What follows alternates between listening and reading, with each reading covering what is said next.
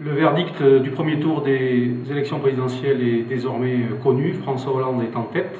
Il est en tête pour la France.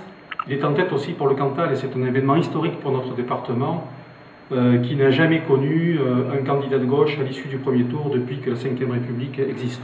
Je crois que c'est le résultat de la prise de conscience par les Cantaliens que le libéralisme prôné par l'UMP est très dommageable pour nos intérêts, puisque le libéralisme s'en prend aux plus démunis, que ce soit les hommes ou que ce soit les territoires. Et il faut maintenant que ce signal, cette espérance a été donné à l'occasion de ce premier tour. Il faut confirmer ce basculement historique pour le deuxième tour à l'occasion du deuxième tour des élections présidentielles. Et je vous demande de continuer à être mobilisés pour que ce changement de cap soit confirmé, car la droite reste à un niveau élevé, l'extrême droite est malheureusement à un niveau très élevé.